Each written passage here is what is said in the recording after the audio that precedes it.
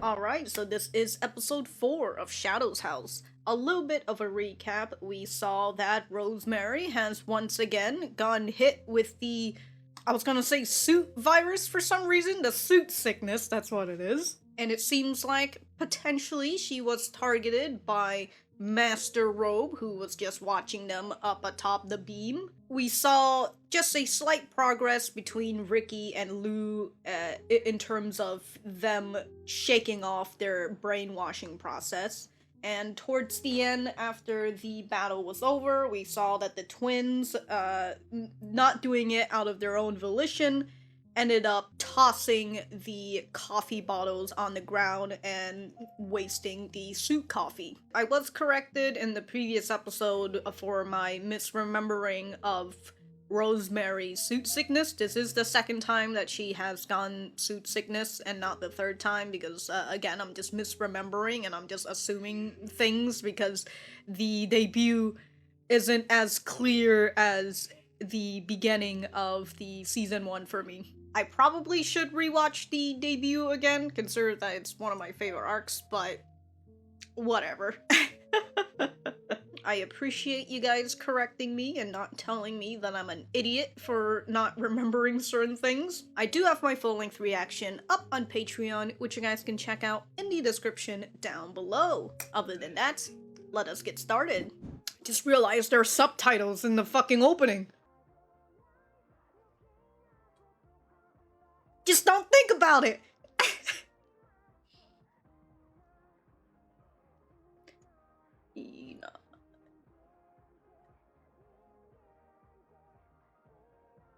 Huh.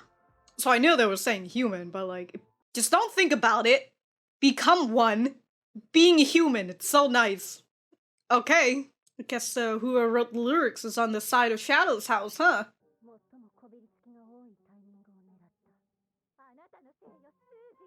This is your fault.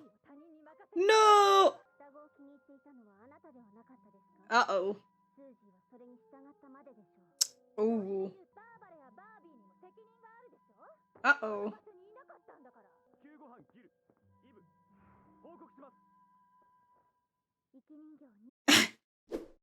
Hold on, I just wanted to write their name. Gil and Eve? That's just another... I have to make another page. I really like that when they showed these two, Gil and Eve, the camera had to point up just to get Gil's face, and then when it was time for Eve to talk, the camera just goes back down to her.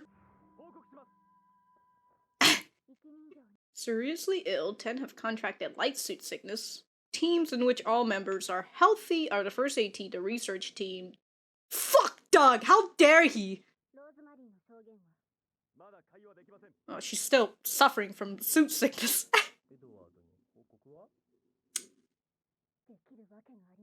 You're gonna keep it a secret? By rebellious forces. You're gonna keep it a secret then.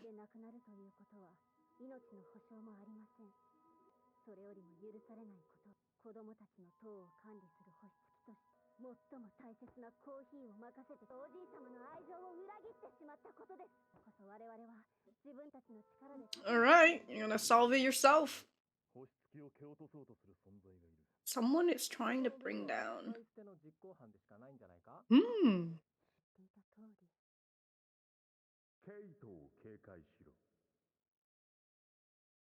Be wary of Kate. Alright?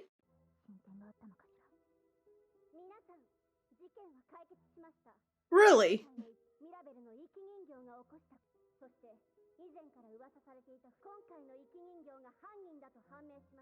Just gonna put all the blame on the Belle twins.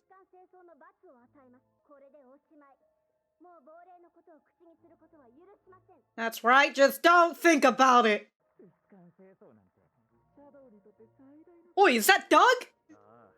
Fuck this guy! Is this Shadow's name Douglas? We'll just have to find out.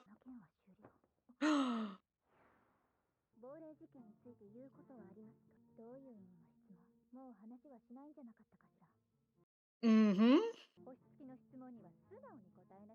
But you said not to talk about it.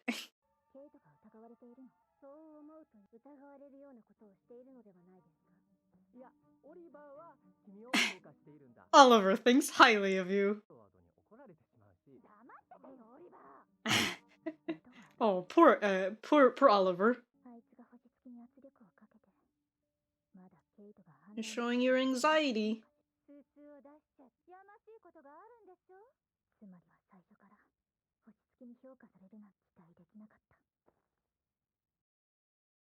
Oliver thinks highly of you.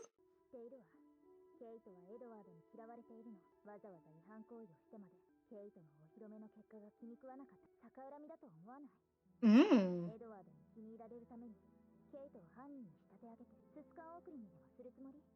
Ooh. Oh, look at that little fucking smirk from Kate.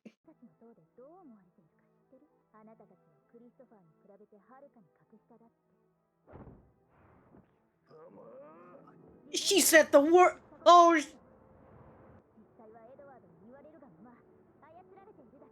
Oh shit.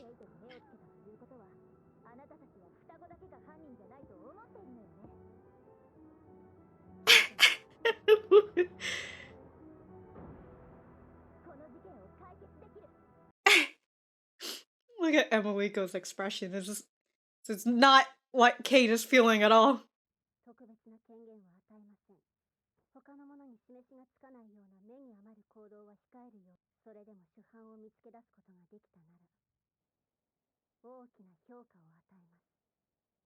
Well, that's great. You get some recognition.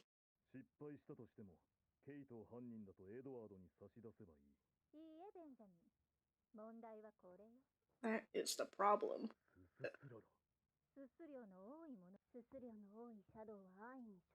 Mm. Now, why can't things be simple? Or is she what? Wait a minute. You know what I realized? Because I've been talking about how I really like the parallels of each episode so far. And now Kate is the one who's assigned to find the culprit. That just reminds me of the frickin' season 1 when Barbie was the one who put Emilico along with, you know, Rum and Shaun as the people to find the culprit at the nighttime, you know, at nighttime and all that. Yeah, that's... Wow, okay. Anyways. Oh, I'm gonna give her some space? I won't be back for a while. Yeah, you have your space, Kate. Everyone's starting to seem suspicious.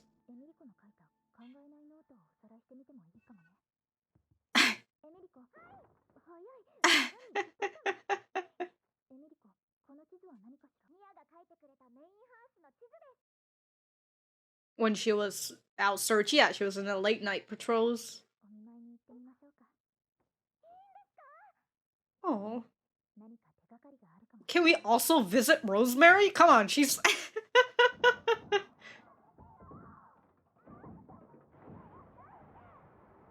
Oh, the twins.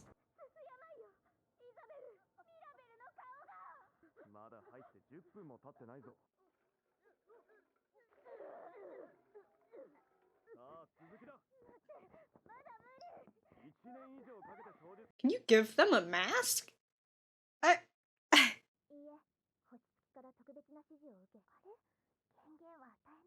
Shh, shh, Emilico, shh. Absolute savagery with the fucking twins, by the way.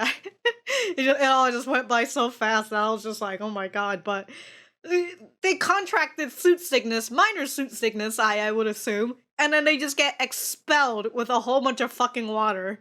And then they're like, alright, time to get back in there. This fucking pipe isn't going to clean itself. Her hand, she's choking herself. What? Oh my god.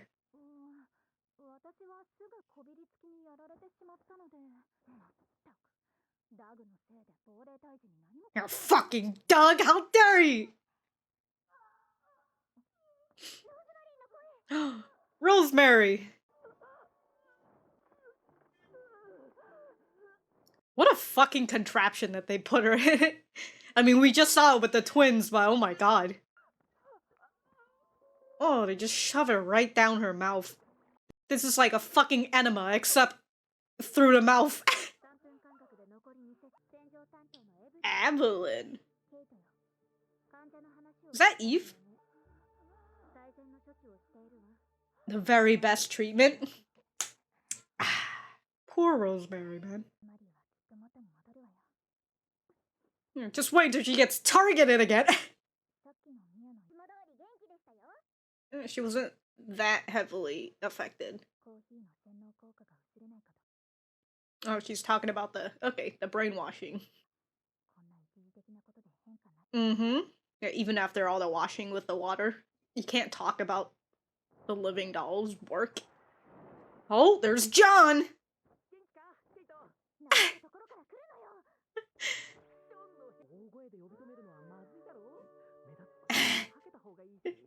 Calling out loudly to stop you would be bad, right? If you think that what you just did won't draw attention. And Kate has nothing more to say. Of course, of course.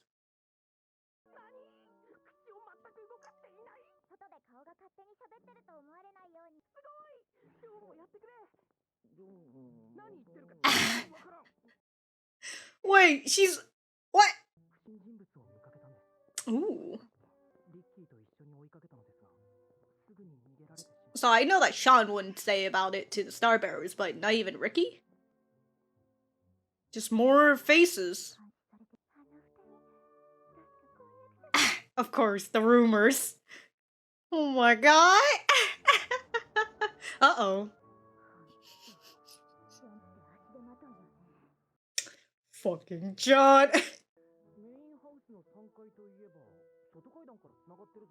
Oh.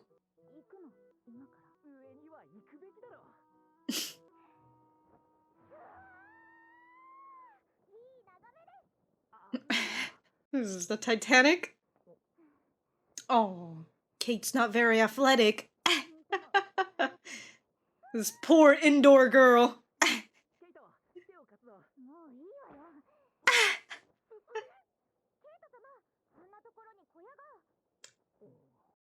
Oh.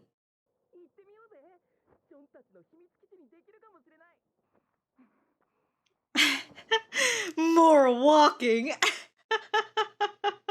Emilico should just carry you at this point. You can do it, John! Use your suit power! Oh. Oh, a little bit too much power there, John. I think the whole building is falling down.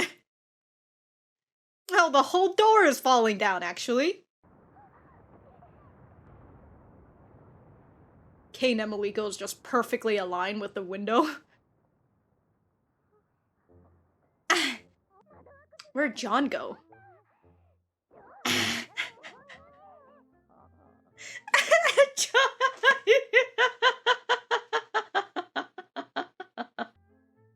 Oh, there's Oliver. And it...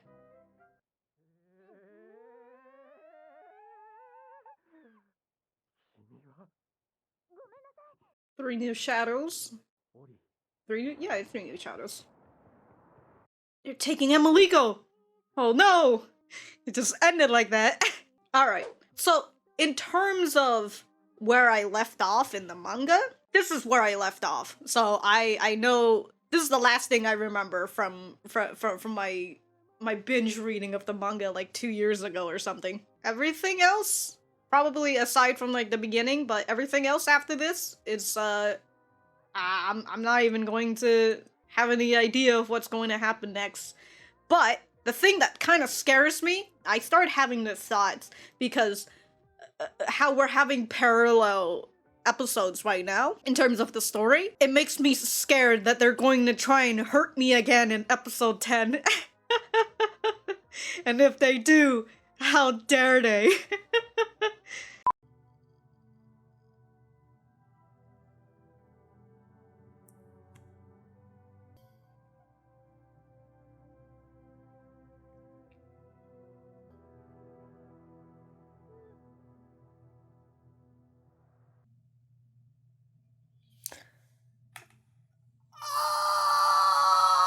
You know, I've been anticipating this since I saw But then it fucking happened, and I got hit by the music. How dare it do that to me? Damn you, Why? Why? But we'll just have to see how it goes. Oh, dude, they had subtitles for the ending, too. I wasn't even paying attention to it. Hold on. This lonely utopia. I have no more need of it. Promises are lies, too. Everything is pointless, isn't it? And yet, even misshapen as I am, I keep searching for shadows of recollection. Alright. This lonely utopia, I'm sick of it. Somewhere around that line. Traveling through a jumbled labyrinth over and over. This lonely utopia, I have no more need of it. Everything is pointless, isn't it? And yet, even misshapen as I am, I keep searching for shadows of recollection. Roses whose love has rotted lock their feelings away. That silhouette from back then, I kept on chasing it. Even if pale frozen thorns pierce my heart over and over. Until I can take that hand, I wish upon the stars again and again. I'll wish on a star. I'm gonna have to let that process in my brain for a little bit more, but I mean, we can see this is the ending is very focused on Barbara and Mary Rose. Oh, it's so nice to actually be able to have subtitles on the opening and the ending, especially when the lyrics to the opening and the ending are very written for the show, so. Okay. Alright, we're going back to the center. Alright, so that was episode 4 of Shadows House Season 2. Let me know what you guys think about it in the comments down below. You know that I always like talking to you guys. For me, I thought that this was a pretty nice episode. It was just a continuation. I mean, what a phrase. It's a continuation from the previous episode. Who would have thought? But it's a continuation, and we see the Starbearers. So we see the Starbearer having their little discussion about what the frick happened. So they were talking about the suit, and like, as we suspected, the door to the suit crushing room was left open. And both of the veiled dolls assigned full times were suffering from suit sickness. They chose the precise time when there would be a maximum number of scorches. And so this is Susanna giving Susie some fucking shit, but then Barbara is just over here like, yo dog, I thought you were the one who favored the twins, and Susie's just following what you want to do. And so Susanna was like giving shit to Barbara too. It's just like, yo, where were you? You know, what the hell were you doing when this whole shit was happening? And so we continue to have these conversations with the Starbearer, and they were just kind of like, so we're gonna report this to Edward or what? Like, what's going on here? And Barbara, not wanting to submit the report because a lot of shit happened. A lot of kids got suit sickness. 2 of them are severely sick with suit. I assume one of it is Rosemary. I don't know who's the other person who's severely sick, but anyways, yeah, like 2 of them are severely sick, 10 of them are with minor suit sickness, and the freaking coffee was broken. So a lot of shit has happened, and Barbara says that if they report this, they might lose their Starbearer status, and if they lose their Starbearer status, they might not be left alive. Sad. Once you're not a Starbearer anymore, you just die, I guess. I suppose that could have been what happened with Christopher, now that I think about it. So their plan was to just set the blame on the twins, at least on the surface. You know, she got everybody, all the kids into the meeting, and it was just like, yeah, the twins are going to be the one in trouble. We're gonna punish them by making them clean the suit pipes. And Barbara was also thinking about what's his name? Edward. I felt like I just said it. But she was thinking back about what Edward was saying, which is be wary of Kate. So they ended up calling Kate into their room in order to talk about the situation at hand. So they're suspicious of Kate, mainly because of Edward. And so Kate, despite being anxious and showing her anxiety to the folks here, she she got up, made her declaration that she's going to be the one who's going to find a culprit, so that was pretty nice. And again, like I mentioned, this is a nice parallel to episode 4 of season 1, when Barbie was the one who, well, it was Emilico who spoke up to Barbie, and then because of that, Barbie assigned Emilico along with Shaun and Rum to do the night patrols. But here, we see that it's Kate who's speaking up against the Starbearers, specifically against Barbara. And so Barbara decided to assign Kate. She's not given any special privileges or anything, but Kate sort of ended up taking some special privilege anyways. Yeah, she's given the assignment to Kate in order to solve who is behind this whole thing, you know, who's the master robe and everything. And since they were talking about that, I would assume Shaun most definitely did not talk to the Starbearers about it, because not really something that he probably would. But then Ricky didn't talk about it either, which is an interesting thing. Like, he didn't report that to the Starbearers. Like, if he wants, at the very least, if it'd be, I would assume he would want to at least get on the Starbearers' good side, but we didn't see Ricky this whole episode. We didn't see Lou this whole episode either. So we'll just have to see what Ricky does with that. Do you know how you're thought of in the children's wing? They say that compared to Christopher, you're all far inferior. Like, damn, dude. She really just fucking talked mad shit about them. And then she just started busting her suit. And so even the Starbearers were like, holy shit, do you see all these stalactites that is up here right now? She has a lot of suit power, and that's something that we've seen before in season 1 when she had gone mad at Emilico for soaking up her doll and all that.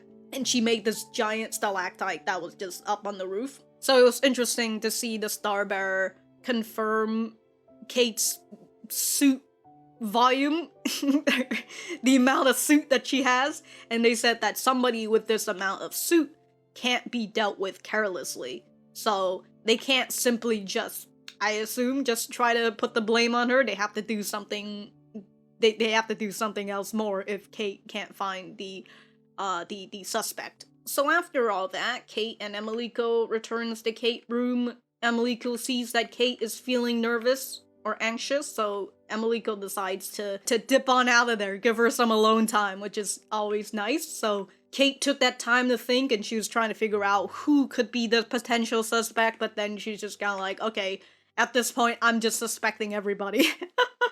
But she did say something, she did wonder something about whether this person has the ability to control the Scorches, which is an interesting thing, which because we saw in the previous episode when Shaun was trying to chase after Master Robe, they flung a Scorch at him, which I can only assume the Scorches are literally just clinging onto him. You know, kind of like the Shield hero and how he has those, whatever, those ball thing that's always on him, so he's always got something to fucking toss at people. That's what I'm thinking with Master Robe and the Scorches just clinging on them. So we saw the map that Mia drew for Emilico back in episode 4 or 5 when she was doing a late night patrol. So that got Kate to be like, alright, let's go visit Mia, let's go see how she's doing. And this is when we see the freaking twins. Oh my god, they were like working, they're working in the suit pipe, and like, holy shit, dude, they're not doing good, that's for sure. So they took them to the washing room, got a fucking syringe, shoved that shit right in their mouth. And then after that, it's just like, alright, time to get back to work. The savagery that is happening to these twins. And so we saw Mia again, who has now recovered for the most part, but an interesting thing that Kate said was that with Mia, despite having her mouth washed out of the suit and everything, she has taken the suit coffee so much that even this brief moment of her not taking the suit coffee, she's still under control of the Shadows house. And that is, you know, that's the plan for these kids in the children's wing, for them to continue to take the suit coffee to even the point where if they're missing a week's supply of suit coffee, they're still going to be under the mind control of the Shadows. And after meeting with Mia, they got to see Rosemary, who is just Jesus Christ, dude, like, what the fuck is going... Like, they're gonna give her treatment every 3 minutes, they're just gonna shove water in her every 3 minutes, and they're just like, Rosemary has already been getting the best treatment that she could get. This right here, this is the best treatment that she could get. Holy shit. Oh my god, that must not be good for her fucking neck. Or her shoulders, if she's been kept like that in that position for like such a long time. Oh my god. So Mia says that Sarah is kept up in her room, and I was wondering because she can't go out because Mia's not out. So Mia said that Sarah's been locked up in her room, and I was wondering if that's because I would assume when you go out you need to have your living doll with you. I assume anyways, since we never really see them separate from each other unless the living dolls are out for cleaning duty. And if that's the case, would that mean Mary Rose is also somewhere up in her room as well? I don't know why I stopped in this imagery, by the way. It's such a horrible thing that's happening to fucking Rosemary. But I was just thinking about how Mia was just like, oh man, I wish I could just go back and do what I'm doing, but they just told me to rest instead, you know, just for safety precautions and all that. And all I'm thinking about is, you know, Mia, maybe it's good that you're here resting, because I feel like if you go back to Sarah, she's gonna fucking beat you. I'm just saying. But, you know, Mia's been brainwashed for such a long time, she's probably thinking that it's her fault for whatever reason Sarah's going to beat her for it. So we've been getting a few looks at other shadows and their faces as well, and then even the shadows are talking about Emilico before this one shadow comes in and it's just like, yo dog, don't fucking talk about the living doll's work. It is unbefitting of a shadow. I suppose that's interesting, but Kate finds that Kate is happy that people are appreciating Emilico, which is always nice. And so for the last scene, we see John coming down to join Kate and Emilico, John and Shaun. Sometimes sometimes at this point, I just refer to them as one person, even though I really shouldn't. But you know what? That's what the opening tells me. Just don't think about it and become one. We also found out that Emilico is good at ventriloquism. She's learned how to speak without moving her mouth. Like, oh my god. So I didn't want anyone to think that a face was speaking on its own while we were outside. So I practiced. Wow. And then Shaun and John is like, I want you to do that too, Shaun.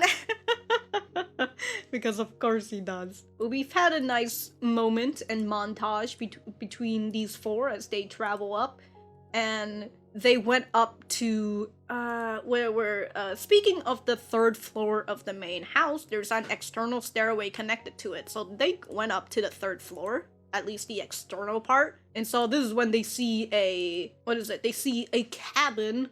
And so they decide to go there, and that's when they pulled down, John pulled down the entire door, and that's when we see Oliver and Ollie and Nancy and three other shadows and living dolls that we haven't seen before.